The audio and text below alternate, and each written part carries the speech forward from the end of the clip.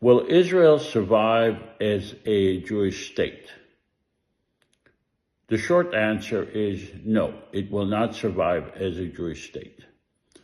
And I'm not saying it because I am reading in the stars, or I read the future, or I looked at a cup of coffee and determined that based on what I read in the future, it's not going to survive. I am saying that Israel will not survive as a Jewish state because what I see in the past, not what I've seen in the future. When you erect a building, a high-rise building, without proper engineering, without proper calculations, the likelihood is that it's not going to survive. Especially if you erect that building in an area that is very likely to have earthquakes. Israel was created as a Jewish state without a constitution. Ben-Gurion knew that it needs a constitution. He said that in his Declaration of Independence on May 15, 1947. But Israel was never able to create a constitution because a constitution for a Jewish state cannot be made. It's an oxymoron. You cannot have a Jewish democracy. So if you have a building that is created without engineering in an earthquake area, and on top of that, you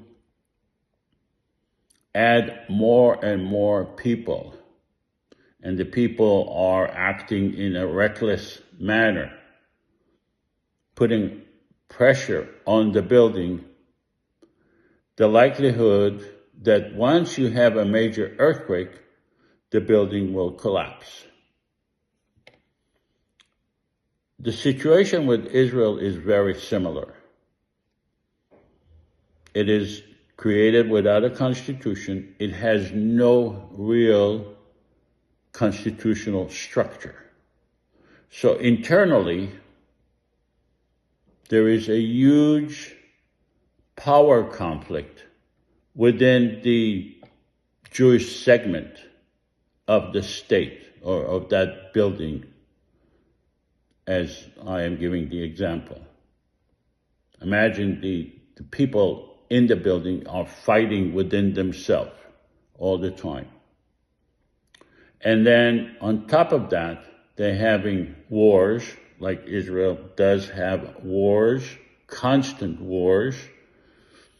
And on top of that, it has a large segment of the population that is being suppressed. Imagine you have a large segment of the tenants in the building that are not satisfied with the building, that wants it to collapse. Israel has 6 or 7 million Palestinians who are part of Israel, whether you like it or not. They are part of Israel. They are under Israel's control, but they don't want Israel as a Jewish state. And Israel had a lot of earthquakes. Some are major earthquakes, meaning fighting within the tenants, within the population itself, whether it's within the Jewish population or with the Jewish Palestinian population, but it's all one segment. It's the Israelis and the Palestinians living in the same area, in the same building. So it's just a matter of reading what has happened in the past. And if you compare it to a building that has no proper structure, it doesn't take a genius to understand that it cannot survive a major earthquake, a major event. And as we can see in Israel-Palestine, there are many, many major events. In the last 2 years, we've seen a lot of them. So it's just a matter of time. Now, will the Palestinian benefit from it? The answer is no. The Palestinians are part of it. If we go back to the scenario of the building, the Palestinians live in the basement of the building. They are second, third, and fourth class tenants of the building. So if the building collapses, those that live in the basements will suffer as well. So unless there is a major shift, a major structure to change the scenario of a building without proper engineering, the building is going to collapse.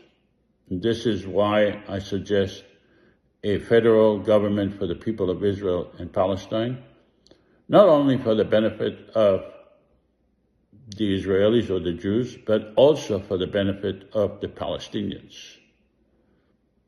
A federal government will benefit the entire population of Israel-Palestine and would give the entire population safety and security and predictability. Thank you.